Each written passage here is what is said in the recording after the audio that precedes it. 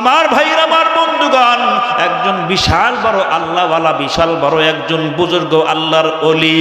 আমার ভাইরা, অনেক হাজার হাজার তার সাগরের ছিল, অনেক তার মুরিদান ছিল, কিন্তু বাজান রে, আল্লাহ পাকের বান্দা এইবার তিনি সিদ্ধান্ত নিয়েছেন, মালিক না জানি কোন সময় আমি মারা যাব, না জানি কোন সময় আমি কবরে চলে যাব। ও আমার মালিক, আমি যদি মারা যাই, আমার এই গুরুত্ব, আমার এই তোমার কাজগুলো কে করবে? এই জন্য ভাইরা রে, তারা যতগুলো সাগরের ছিল, তারা যতগুলো আমার বন্ধুগণ মুরিদান ছিল, সকলকে ডাক দিয়ে একটা পরামর্শ বৈঠক বসলো, জোরে কান মারহাবা। যতগুলো তার সাগরের ছিল, যতগুলো তার মুরিদান ছিল, সবাইকে ডাক দিয়া একটা ময়দানের মধ্যে এনে হাজির করে আল্লাহর বান্দা, আল্লাহর ওলি, বয়োজ্যেষ্ঠ একজন আলেম, বয়োজ্যেষ্ঠ একজন বুজুর্গ, উনি সকল মুরিদানকে ডাক দিয়ে বলতেছেন, ভাইরা, আমার বাবাজিরা, না জানি আমি কোন সময় মারা যাব, জানি না। আমার মাথার চুল ছিল এক সময় কালা, হয়ে গেল ধলা, মুখের দাড়ি ছিল এক সময় আমার কালা, হয়ে গেল ধলা, গায়ের চামড়া হয়ে গেল ঢিল, চোখেও কম দেখি, কম বুঝি, গায়ে শক্তি পাই কম। এই জন্য আমি সিদ্ধান্ত নিয়েছি, আমি যে একটা গুরু দায়িত্বের মধ্যে ছিলাম, বাল্লিগু আন্নি ওয়ালাউ আয়া, আল্লাহর পয়গম্বর বলেন, আমার পক্ষ থেকে একটা বাণী হলেও তোমরা অপরের কাছে পৌঁছাইয়া দাও। সুবহানাল্লাহ বলেন। আমার উপর যে গুরু দায়িত্ব ছিল, মানুষকে আল্লাহর দিকে ডাকা, মানুষকে আল্লাহ পাকের দিকে আহ্বান করা, কিন্তু আমি তো বয়োবৃদ্ধ হয়ে গেছি, কোন সময় মারা যাব জানি না। সুতরাং তোমাদের ভিতর থেকে একজন আল্লাহওয়ালা ব্যক্তিকে আমি আমার জায়গার মধ্যে বসায়া আমি দুনিয়ার থেকে বিদায় হইতে চাই। আল্লাহু আকবার। আমার কথা কি বুঝতেছেন আমার ভাই, আমার বন্ধুগণ? আল্লাহর ওলি এই কথা বলার পর যতগুলো তার মুরিদান ছিল, যতগুলো তার সাগরে ছিল, সকলকে ডাক দিয়ে বলল, তোমরা আমার দিকে তাকাও, তোমরা আমার দিকে তোমরা মনোনিবেশ হয়ে যাও।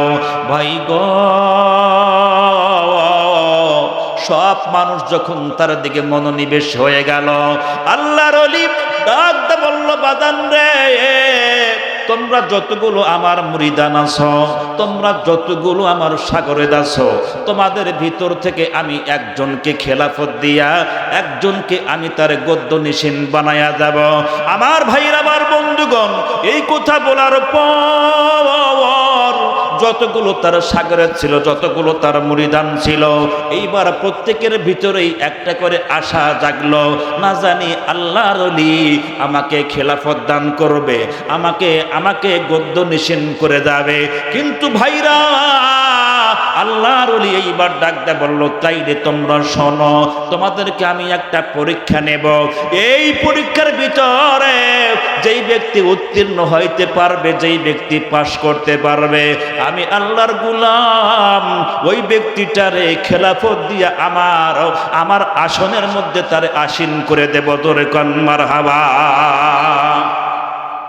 আমার ভাইরা, আমার বন্ধুগণ, এইবার বাজান রে, সব মানুষগুলো যখন তার মুখের দিকে তাকা রয়েছে, আল্লাহর ওলি এইবার ডাক দিয়ে বলতেছেন, তাইলে তোমরা শোনো, আগামীকাল সকালবেলা যখন তোমরা আমার দরবারে আসবা, আগামীকাল সকালে যখন তোমরা আমার আদালতে, আমার দরবারে তোমরা যখন আসবা, একটা করে মুরগি জবাই করে তোমরা আমার কাছে আনবা। আমার ভাইরা, আমার বন্ধুগণ, এই কথা শোনার পর সকল সাগরগুলো ডাক দিয়ে বলল, হুজুর গো, খালি কি একটা মুরগি জবাই করে আনলেই হবে? আল্লাহর ওলি ডাক দিয়ে বলল, বাজান রে, তোমরা কিন্তু মুরগি জবাই করবা, ঠিক আছে, কিন্তু এমন জায়গায় মুরগিটা জবাই করবা যেই জায়গায় জবাই করলে পৃথিবীর কেউ না দেখে, যেই জায়গায় মুরগিটা জবাই করলে দুনিয়ার কোনো মানুষ না দেখে, দুনিয়ার কেউ না দেখে।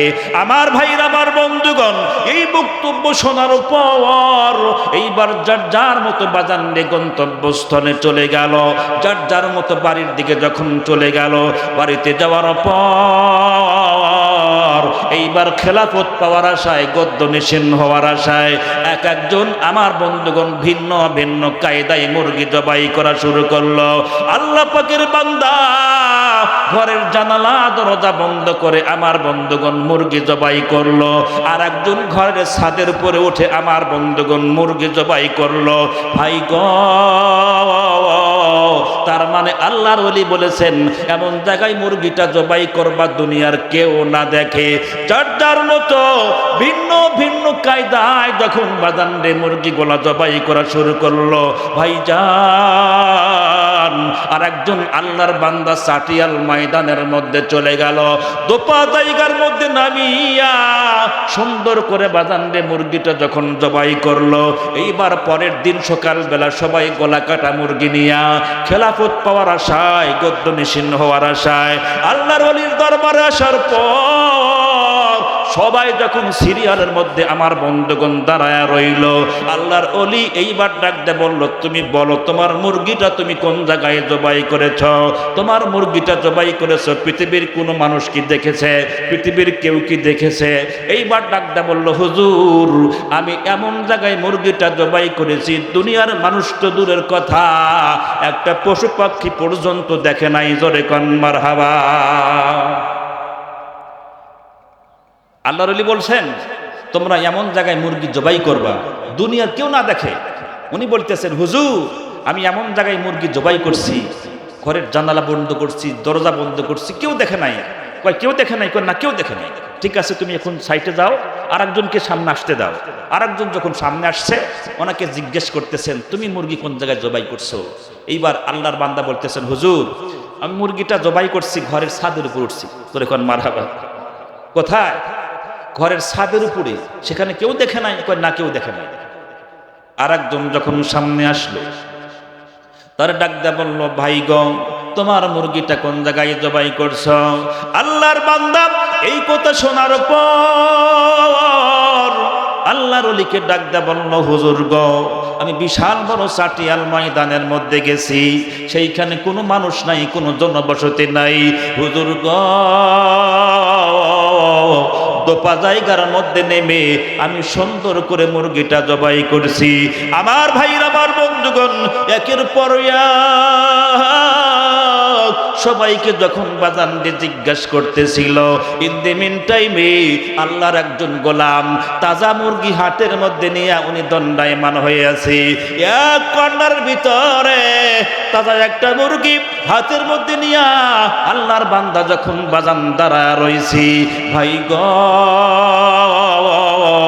আল্লাহর ওলি এইবার ডাক দা বলল, বাবারে তোমার হাতের মধ্যে তাজা মুরগি, তোমার কি খেলাফত পাওয়ার কোনো লোভ নাই? তোমার কি গদ্য নিষিদ্ধ হওয়ার কোনো আশা নাই? আল্লাহর বান্দা চোখের মধ্যে পানি নিয়ে কান্না শুরু করলো। ভাই গো আমি যে আপনাদের সামনে বাদান কথাগুলো বলতেছি, কথা বলার উদ্দেশ্য কি, কথা বলার কনস্ট্রাকশনটা কি? ভাইরা আমার বন্ধুগণ আর কিছুক্ষণ শুনলেই বাদান রে আপনারা সকলেই বুঝতে পারবেন কথা বলার মেইন টার্গেটটা কি। ভাই গো আল্লাহর বান্দাকে যখন জিজ্ঞাসা করা হলো তুমি কি জন্য মুরগিটা জবাই করলে না, আল্লাহর বান্দা ডাক দা বলল, হুজুর গো আপনি বলেছেন এমন জায়গায় মুরগিটা জবাই করবা দুনিয়ার কেউ না দেখে, দুনিয়ার কেউ না জানে। হুজুর গো আমি যখন ঘরের জানালা বন্ধ করলাম, ঘরের দরজা বন্ধ করিয়া আমি যখন মুরগিটা জবাই করতে শুরু করলাম, আমি তখন ভেবে দেখি দুনিয়ার কোনো মানুষ না দেখলেও আমার আল্লাহ আমার দিকে তাকায়া রয়েছে। ধরে কোন সুবহানাল্লাহ। আমার ভাইরা আমার বন্ধুগণ এই কথা যখন তিনি বললেন, আল্লাহর ওলিকে ডাক দা বলল, হুজুর গো আপনি বলেছেন পৃথিবীর কেউ যেন না জানে, এমন জায়গায় মুরগিটা জবাই করবা কেউ যেন না দেখে। হুজুর গো আমি যেখানে জব করতে শুরু করি আমার মালিক আল্লাহ সেখানে আমার দিকে তাকায় রয়, এই জন্য আমার মুরগিটা জবাই করতে পারি নাই।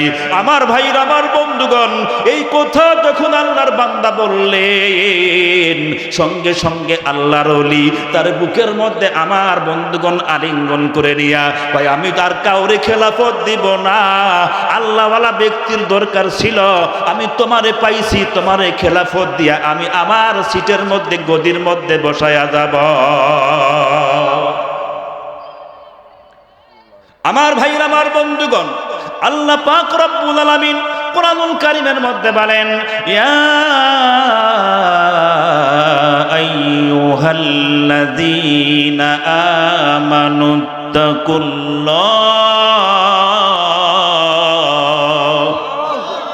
আল্লাহ পাক বলেন, হে মুমিনগণ, হে ঈমানদারগণ, তোমরা কাকে ভয় করো? ধরে বলেন। আল্লাহ পাকের ভয়ের গুণ যদি আমাদের কলিজার মধ্যে আসতে পারে তাহলে মানুষটা নিঃসন্দেহে আল্লাহওয়ালা হয়ে যাবে। আল্লাহু আকবার। আপনাদের কষ্ট হচ্ছে, সমস্যা? আমার ভাই আমার বন্ধুগণ, আমার পরে আকর্ষণীয় বক্তা আব্দুল্লাহ আল মাহমুদ ভাই, 36 ইঞ্চি বক্তা। উনি খুবই আমার পরিচিত, আমার বন্ধুবর। উনি ঘরের মধ্যে আছেন, উনি একটু রেস্টে আছেন, উনি কিছুক্ষণের মধ্যে চলে আসবেন ইনশাআল্লাহ। আমার দিকে তাকান। আল্লাহ পাক বললেন, তোমরা কাকে ভয় করো? আল্লাহকে ভয় করো। এখন ইমানদার যারা আমরা এখানে আছি, প্রত্যেকের মধ্যেই ইমান কম আর বেশি আছে, কিন্তু আল্লাহ পাকের ভয় প্রত্যেকের মধ্যেই নাই। ঠিক না ভাই? ঠিক। ভাই আমার বন্ধুগণ, বাড়ির কাছে মসজিদ, বাড়ির কাছে আমার বন্ধুগণ দ্বীনি প্রতিষ্ঠান, আল্লাহর বান্দা কখনো ভাবে না আহারে সারা দিনের মধ্যে সব কাজ করলাম, কিন্তু যেই মালিক আমাকে তার গোলামি করার জন্য বানাইছেন, আমার মনটা কি একবার চাইলো না আমি আল্লাহর ঘরে গিয়া আল্লাহর কুদরতের কদমে একবার সেজদা করি? ভাই আমার বন্ধুগণ, যদি কোনো ব্যক্তি আল্লাহ পাকের ভয় নিয়ে, আল্লাহ পাকের মহব্বতে, আল্লাহ পাকের কুদরতের কদমে সেজদা করতে পারে, আল্লাহ পাকের বান্দার কপাল ধন্য হয়ে যাবে। আল্লাহু আকবার। আমার ভাই আমার বন্ধুগণ, আল্লাহ পাক রব্বুল আলামিন বললেন, নবী গো, আল্লাহর ভয় যার কলিজার মধ্যে থাকবে ওই ব্যক্তি আল্লাহওয়ালা হয়ে যাবে। আল্লাহর ভয় যার কলিজার মধ্যে থাকবে ওই ব্যক্তি দিনদার পরহেজগার মুত্তাকি হয়ে যাবে। আল্লাহর ভয় যার কলিজার মধ্যে থাকে ওই ব্যক্তি আমার বন্ধুগণ বিনয় অবলম্বন করে। যার মধ্যে আমার বন্ধুগণ বিনয় দেখবেন, যার মধ্যে আমার বন্ধুগণ দেখবেন নম্রতা, ভদ্রতা, সভ্যতা, আর্দ্রতা আছে, ওই ব্যক্তির মধ্যে আল্লাহর ভয় আছে। যেই লোকটাকে দেখবেন অহংকারী, বদমেজাজি, ওই ব্যক্তির ভিতরে আল্লাহর ভয় নাই। কথা কোন ঠিক না ঠিক? আমার ভাইরা আমার বন্ধুগণ, দুনিয়ার ভিতরে যতগুলো মাখলুকাত আছে সকল মাখলুকাতকে আল্লাহ বানাইছেন। ভাইজান, একটা নিকৃষ্ট প্রাণী তারেও কিন্তু আল্লাহ বানাইছে, একটা আশরাফুল মাখলুকাত তারেও কিন্তু আল্লাহ বানাইছে। ভাইজান, আল্লাহ কিন্তু চাইলে আমারে আপনার হাইওয়ান জানোয়ার বানাইতে পারত। আল্লাহ পাক রব্বুল আলামিন ওয়ালাকাদ কাররামনা বানি আদম, আমাদেরকে আদমের সন্তান হিসেবে বানায় আমাদের কত সম্মান দান করছেন।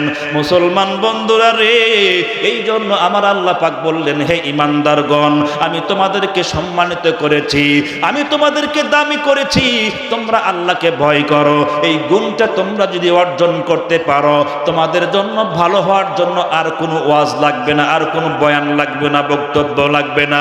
ভাই গো,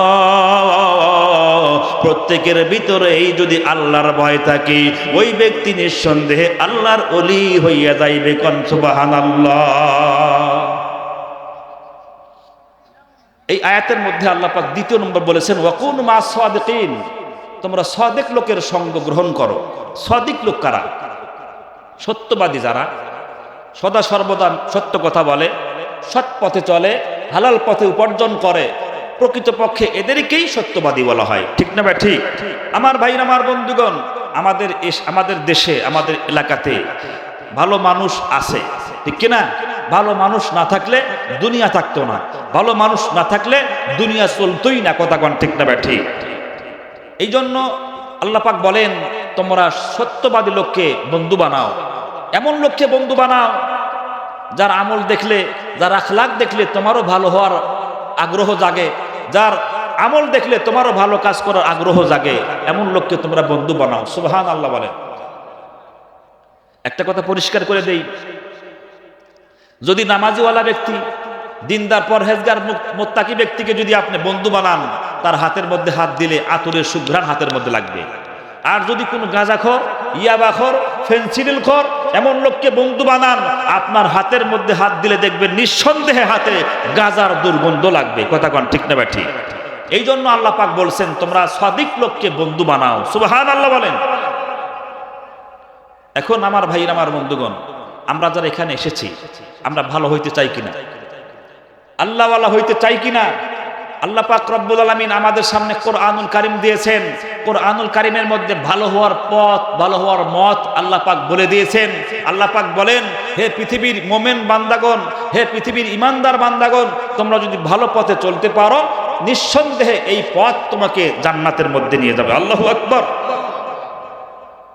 একটা কথা বললেই অল্পতেই আপনারা বুঝতে পারবেন। আমার ভাইরা, আমার বন্ধুগণ, আল্লাহর একজন পয়গাম্বর হযরত মুসা কালিমুল্লাহ, আল্লাহ পাকের সাথে হাজারো হাজার বার তিনি কথা বলেছেন। সুবহানাল্লাহ বলেন। ওয়াকাল্লামাল্লাহু মুসা তাকলিমা। আল্লাহ পাক বলেন যে মুসা সবচেয়ে বেশি আমার সঙ্গে কথা বলেছেন। কালামুন শব্দের অর্থ হলো কথা বলা। আল্লাহ পাকের সাথে বেশি কথা বলেছেন, বেশি আলাপন করেছেন। এই জন্য ওনার উপাধি, ওনার টাইটেল হলো ওয়াকাল্লামাল্লাহু মুসা তাকলিমা। আল্লাহু আকবার। উনি সকল পয়গাম্বর কাজ করে খাইতেন, খেটে খাইতেন। আল্লাহ পাকের পয়গাম্বর বলেন, আল কাসিবু হাবিবুল্লাহ, যারা হালাল পথে উপার্জন করে তারা আল্লাহর বন্ধু। আল্লাহু আকবার। আমার ভাইরা, আমার বন্ধুগণ, আল্লাহর পয়গাম্বর হযরতে মূসা আলাইহিস সালাতু ওয়াস সালাম যখন বাড়ির থেকে বের হয়েছেন, উনি ওনার কর্ম করার জন্য, উনি ওনার কর্ম আমার বন্ধুগণ তালাশ করার জন্য ভাই গো বাড়ির থেকে হাঁটি হাঁটি পা পা করতে করতে অনেক দূর পর্যন্ত যখন চলে গেলেন, অনেক দূর পর্যন্ত যাওয়ার পর আল্লাহর পয়গাম্বর দেখতে পাইলেন রাস্তার পাশে অনেকগুলো লম্বা লম্বা কতগুলো কবর দেখা যায়। আমাদের দেশে এরকম রাস্তার পাশে কবরস্থান আছে না নাই? আমার ভাইরা, আমার বন্ধুগণ, আল্লাহর পয়গাম্বর যখন অনেকগুলো কবর আমার বন্ধুগণ দেখলেন, রাস্তার পাশে বাধাই করা কতগুলো লম্বা লম্বা কবর দেখতে পাইছেন। কবর দেখার পর ওনার যে একটা বাদান, যে ওনার যে একটা নজর ছিল, ওনার একটা চাহনি ছিল, উনি যখন বাদান রে এই নজর দিয়া কবরের ভিতরে যখন তাকাইছে, কবরের মধ্যে তাকানোর পর আল্লাহর পয়গাম্বর হযরতে মূসা কালিমুল্লাহ দেখতে পাচ্ছেন এই কবরের ভিতরে আমার বন্ধুগণ ভয়ঙ্কর আওয়াজ হচ্ছে, এই কবরের ভিতরে কঠিন আযাব হচ্ছে, কবরের মধ্যে আগুনগুলো দাউ দাউ দাউ দাউ করে জ্বলতেছে। আরে এই কবরের ভিতরে বিশাল বড় বড় অজগর সাপ দেখতে পাইল। আল্লাহর পয়গাম্বর এই দৃশ্য দেখার পর এইবার আল্লাহকে ডাকতে বললেন, মালিক, তোমার বান্দার কবরের মধ্যে ভয়ঙ্কর আযাব হইতেছে, তোমার বান্দার কবরের ভিতরে কঠিন আযাব হচ্ছে, না জানি তোমার বান্দার কোন অন্যায় ছিল, কোন অপরাধ ছিল। মুসলমান, আল্লাহর পয়গাম্বর কলিজার মধ্যে ব্যথা পাইলেন, কলিজার মধ্যে অনেক দুঃখ পাইলেন। উনি বাজান রে সেইখানে আর বিলম্ব করলেন না, উনি চলে গেলেন ওনার কর্মস্থানে, উনি চলে গেলেন আমার বন্ধুগণ কার্যকলাপ অনুষ্ঠানে। যেই জায়গায় কর্ম আমার বন্ধুগণ, যেই জায়গায় ওনার রিজিক ছিল, ওই জায়গায় গিয়ে উনি আমার বন্ধুগণ কাজের মধ্যে ব্যস্ত হয়ে গেলেন। সবাই কালেমা সুবহানাল্লাহ। আমার ভাইয়ের, আমার বন্ধুগণ, হযরত ওসমান রাদিয়াল্লাহু তাআলা আনহু যখন উনি কবর দেখতেন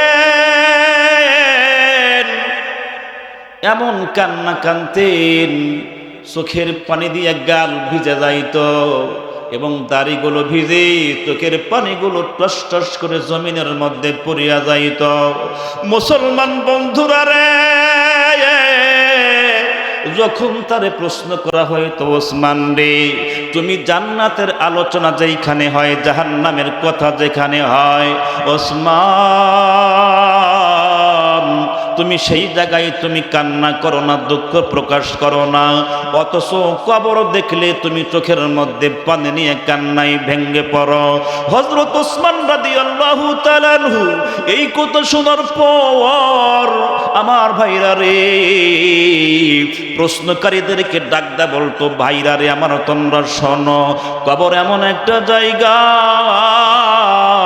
কবর হলো পহেলা মঞ্জিল, কবর হলো পহেলা একটা ইমিগ্রেশন কাউন্টার।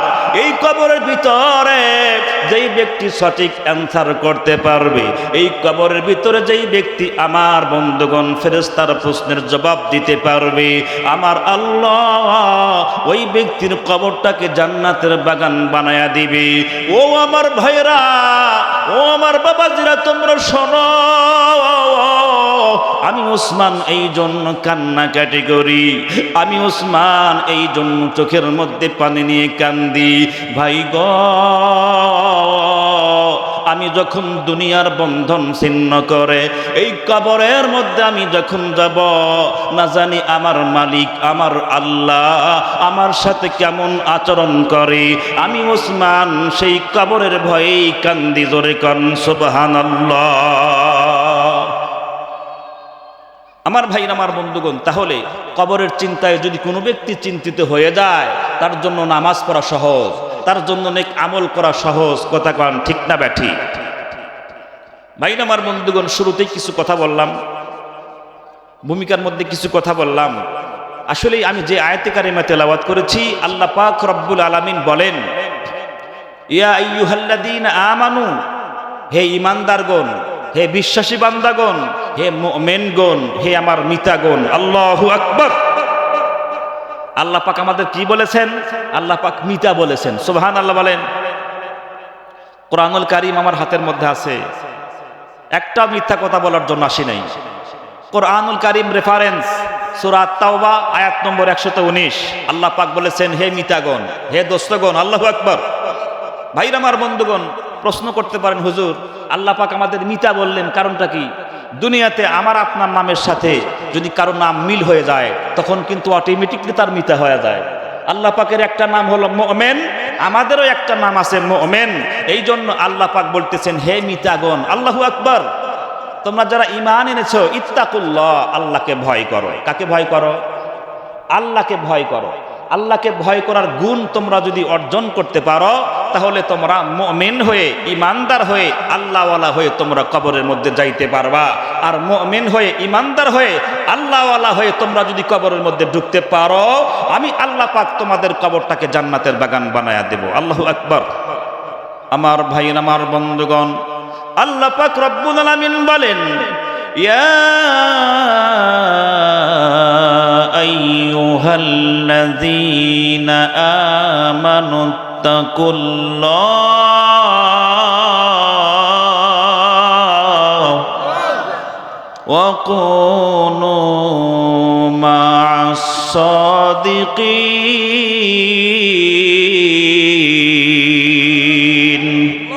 আমার ভাইরা, আমার বন্ধুগণ, আল্লাহ পাক রব্বুল আলামিন ডাক দিয়ে বললেন, বিশ্বাসীগণ,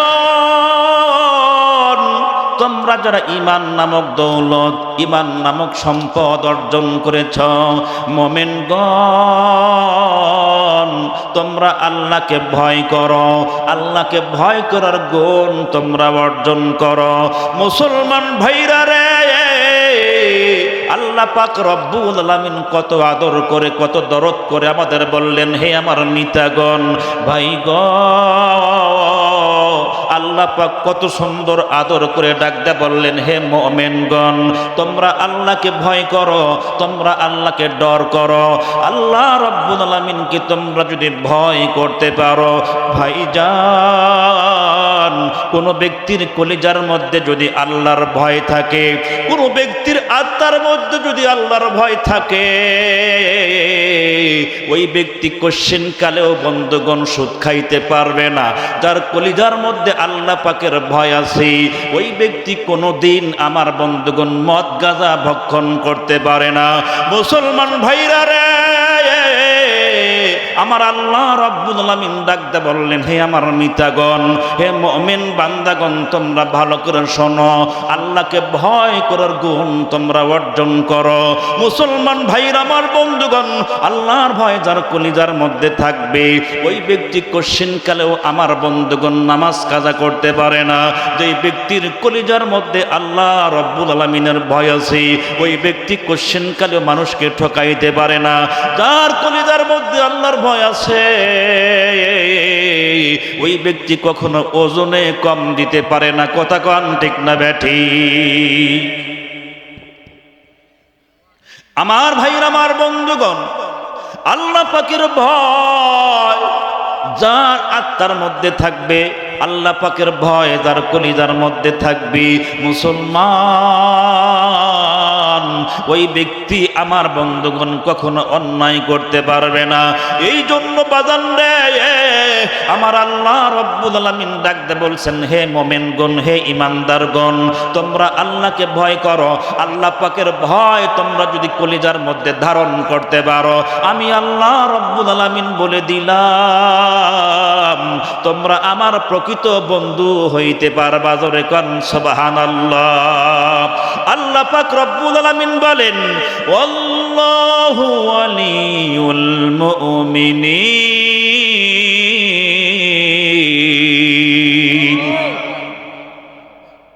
আল্লাহ আল্লাহ বলে যারা, আল্লাহর প্রকৃত গোলাম তারা। আল্লাহ আল্লাহ বলে যারা, আল্লাহ পাকের ভয়ের প্রকম্পিত বান্দা তারা। আল্লাহু আকবার।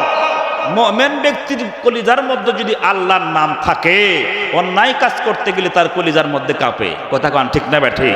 আমার ভাইরা আমার বন্ধুগণ, আল্লাহ পাক রব্বুল আলামিন কোরআনুল হাকিমের মধ্যে বলেন, তোমরা আল্লাহকে ভয় করো। দ্বিতীয় নম্বর, তোমরা আকুনু মা'আস সাদিকিন, সত্যবাদী লোক যারা, মুত্তাকি বান্দা যারা, আল্লাহওয়ালা ব্যক্তি যারা, তাদেরকে তোমরা বন্ধু বানাও। আল্লাহু আকবার। কথাটা কি বানায় বললাম? আমার ব্যক্তিগত কথা বললাম? ভাইরা আমার বন্ধুগণ, আল্লাহর বান্দা যারা, প্রকৃত আল্লাহর বান্দা যারা, আল্লাহ পাক বলেছেন তোমরা তাদেরকেই বন্ধু বানাও। সৎসঙ্গ স্বর্গবাস, অসৎসঙ্গ সর্বনাশ। ঠিক না ভাই? ঠিক। ভালো লোকের সঙ্গ গ্রহণ করো। তুমি যদি কাউকে বন্ধু বানাইতে চাও, কাউকে যদি আত্মীয় বানাইতে চাও, কারোর সহবত গ্রহণ করতে চাও, দেখতে হবে লোকটার ভিতরে আল্লাহ পাকের ভয় আছে কিনা, লোকটার মধ্যে আল্লাহ পাকের সঙ্গে তার সম্পর্ক আছে কিনা। কথা কন ঠিক না ভাই? ঠিক।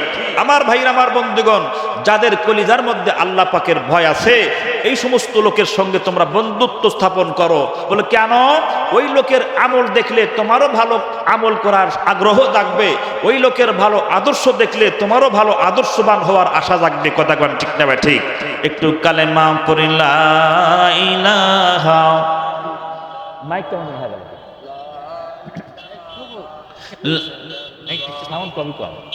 লা ইলাহা ইল্লাল্লাহ, লা ইলাহা, আর জোরে লা ইলাহা ইল্লাল্লাহ, লা ইলাহা, আর জোরে লা ইলাহা, আর জোরে লা ইলাহা ইল্লাল্লাহ, লা ইলাহা। সমস্যা হচ্ছে আপনাদের? আমার ভাইরা আমার বন্ধুগণ, আপনারা আমার সামনে থাকেন, নেতা কর্মীদেরকে দাওয়াত করেছেন, ওনারা আসতেছেন। লা ইলাহা, আর জোরে লা ইলাহা ইল্লাল্লাহ, লা ইলাহা, লা ইলাহা ইল্লাল্লাহ, লা ইলাহা। দিলে জবানে প্রভুর নাম জপিলে অন্তরে তোমার শান্তি মিলিবে, ইহকালে শান্তি পরকালে মুক্তি দিবেন যিনি, তিনি আল্লাহ তাআলা। লা ইলাহা। মাশাআল্লাহ। থামেন আমার ভাইরা আমার বন্ধুগণ, তাহলে আমি যে কথা বলতেছিলাম, ভয় করতে হবে কাকে? জোরে বলেন। আল্লাহ আল্লাহ পাক রব্বুল আলামিন বলেছেন তোমরা আল্লাহকে ভয় করো। আল্লাহ পাকের মতো, আল্লাহ পাকের সমকক্ষ, আল্লাহ পাকের সমতুল্য তামাম পৃথিবীতে কেউ আছে কি? আমার ভাই আমার বন্ধুগণ, আমাকে আপনাকে যিনি খাওয়ান, আমাকে আপনাকে যিনি পালেন, আমাকে আপনাকে যিনি হায়াতে বাঁচিয়ে রেখেছেন, সেই আল্লাহ পাক বলতেছেন তোমরা আল্লাহকে ভয় করো। আল্লাহু আকবার। আমার ভাই আমার বন্ধুগণ, আমার বাবাজিরা, যদি কোনো ব্যক্তি আল্লাহকে ভয় করে, আল্লাহ পাকের ভয় যদি কোনো ব্যক্তির কলিজার মধ্যে থাকে, ওই ব্যক্তির অবস্থাটা কেমন হয়ে যায় ভাই গো? মানুষের চুলদারি যখন সাদা হয়ে যায়, মানুষের চোখের পাওয়ার যখন কমে যায়, মানুষের দেহবল, মানুষের মনোবল যখন কমে যায়, তার মানে বাদান রে, যেই লোকটা বয়োবৃদ্ধ হয়ে যায়, যেই লোকটা আমার বন্ধুগণ বৃদ্ধ হয়ে যায়, ওই ব্যক্তির মৃত্যুর কথা কিন্তু আল্লাহর কথা বারবার মনে হয়ে যায়। কথা কোন ঠিক না বে ঠিক? তার মানে ভাইরা রে, আমার মাথার চুল এক সময় কালো ছিল, আমার মুখের দাড়িগুলো এক সময় কালো ছিল ভাইজান, এক সময় আমার গায়ের চামড়া সুন্দর টান টান ছিল, আমার মাথার চুল কে সাদা করলো, আমার মুখের দাড়িগুলো কে সাদা বানায়া দিল, আমার গায়ের চামড়া কে ঢিল বানায়া দিল? আল্লাহ পাকের বান্দা এইবার ভাবতে থাকে, মালিক রে, না জানি কোন সময় আমি মারতে চলে যাব। আমার ভাইরা, আমার বন্ধুগণ, আমার দিকে তাকান আমার বাপ ভাইরা, একটা ঘটনা বললে আপনারা সহজেই বুঝতে পারবেন। কারিম থেকে তেলাওয়াত করা হয়, আল্লাহ পাকের বরত্বের কথা বলা হয়, আমি রাসূলের প্রতি দরুদ শরীফ পাঠ করা হয়, আল্লাহ পাক সেই জায়গাটাকে জান্নাতের বাগান বানায়া দেয়। আল্লাহু আকবার। আল্লাহর পয়গম্বর গোটা 63 বছর জিন্দিগিতে এক বিন্দু পরিমাণ, এক জাররা পর্যন্ত মিথ্যা কথা বলেন নাই। কথা কোন ঠিক না বা ঠিক? ভাইরা আমার বন্ধুগণ, যার চরিত্র সম্পর্কে আল্লাহ পাক চ্যালেঞ্জ করেছেন, আল্লাহ পাক ওয়ারেন্টি গ্যারান্টি দিয়েছেন, ওয়া ইন্নাকা লাআলা খুলুকিন আযীম। আল্লাহু আকবার। আল্লাহ পাক বললেন, নবী গো, আমি আপনাকে মহান চরিত্রের অধিকারী করেছি, আপনার মতো পুত পবিত্র চরিত্র পৃথিবীতে আর কার হতে পারে না। কথা কোন ঠিক না বা ঠিক? আল্লাহর পয়গম্বর 63 বছর জিন্দেগিতে এক বিন্দু পরিমাণ মিথ্যা কথা বলেন নাই। নবীজি বলেছেন, সাহাবীরা তোমরা শোনো, যেখানে কোরআন সুন্নাহর আলোচনা করা হয়, আল্লাহ পাক সেই জায়গাটাকে জান্নাতের বাগান বানায়া দেয়। আল্লাহু আকবার। নবীজির এই বক্তব্যের মাঝে, নবীজির এই, আমার বন্ধুগণ, এই কথার মধ্যে কোনো সন্দেহ আছে কি? নবীজি যেহেতু বলেছেন জান্নাতের বাগান, তাহলে এইটা এই মুহূর্তে জান্নাতের বাগান। নিঃসন্দেহে যারা আমরা এর মধ্যে এসেছি, বসেছি, নিঃসন্দেহে আমরা জান্নাতে মেহমান। আল্লাহু আকবার। জান্নাতে কিন্তু সবাই যাইতে পারবে না। একটা কথা মনে রাখবেন, আম গাছতলায় গেলে আম পাওয়া যায়, জাম গাছতলায় গেলে জাম পাওয়া যায়। ঠিক তদ্রূপ ভাবে কোরআন সুন্নাহর মাহফিলে গেলে আল্লাহ পাকের পক্ষ থেকে অগণিত রহমত আর বরকতের ভাগীদার হওয়া যায়। আল্লাহু আকবার। আমার ভাই, আমার বন্ধুগণ, আমি আপনাদের সামনে পবিত্র কুরআনে হাকিম থেকে সূরা আত-তাওবা আয়াত নম্বর 119, পাশাপাশি তার সাবরে রাসূল করিম সাল্লাল্লাহু আলাইহি ওয়াসাল্লামের অসংখ্য হাদিস থেকে ছোট্ট একটা করে হাদিস আপনাদের খেদমতে তেলাওয়াত করেছি। আল্লাহ পাক রব্বুল আলামিন যদি তার এই গোলামের প্রতি সদয় হন, আল্লাহর ওয়াস্তে একটু দোয়া ভিক্ষা দিবেন।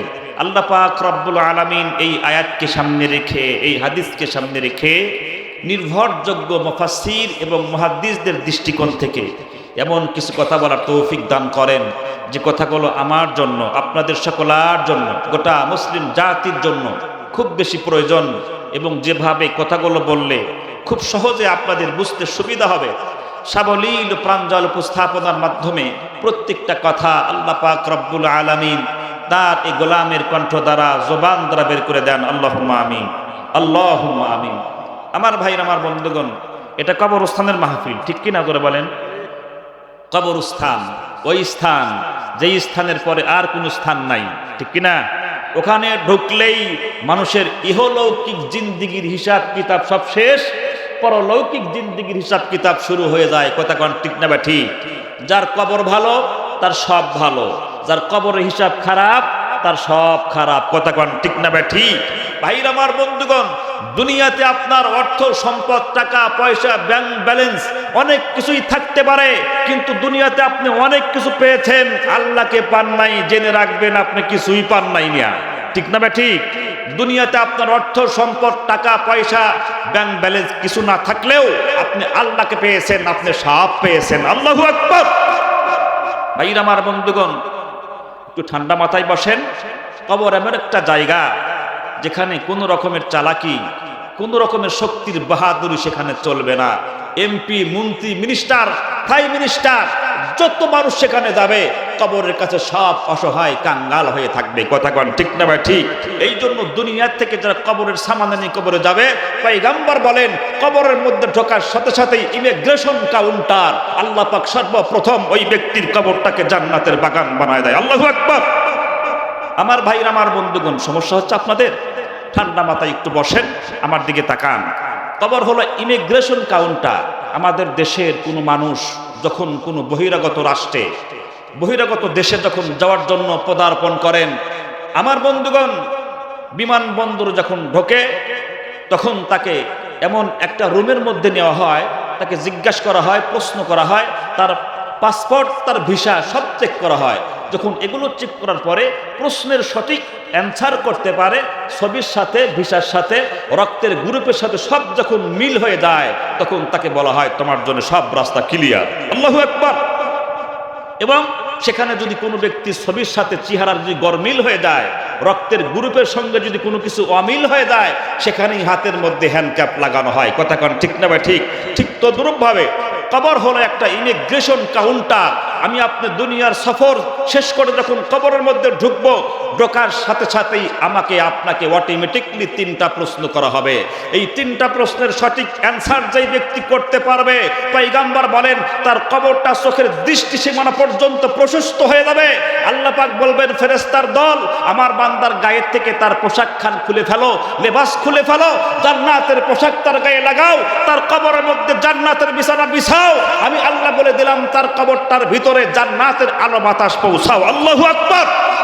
ভাইরা আমার, বন্ধুগণ, আর যদি কবরের মধ্যে প্রশ্ন করার সাথে সাথেই যদি বলেন লা আদরি, আমি জানি না, আমি পারি না, সঙ্গে সঙ্গে আমার ভাইরা আমার, বন্ধুগণ, কিতাবের মধ্যে আসছে ডান পাজরের মাটি বাম পাজরে যাবে, আর বাম পাজরের মাটি ডান পার্শ্বে আসবে, আমার আপনার হাড় হাড্ডিগুলো চুরমার করে দেবে। এই জন্য ভাইরা আমার, বন্ধুগণ, যার কবর ভালো তার সব ভালো, যার কবর হিসাব খারাপ তার জন্য সব খারাপ। কথা কোন ঠিক না ঠিক? সমস্যা হচ্ছে আপনাদের। আমার দিকে তাকান। ওসমান জিন্নুরাইন রাদিয়াল্লাহু তাআলা আনহু, উনি যখন কবর দেখতেন, কবরের কিনারে দাঁড়ায় দাঁড়ায়, কবরের কিনারে দাঁড়ায়া দাঁড়ায়া চোখের মধ্যে পানি নিয়ে উনি কাঁদতেন।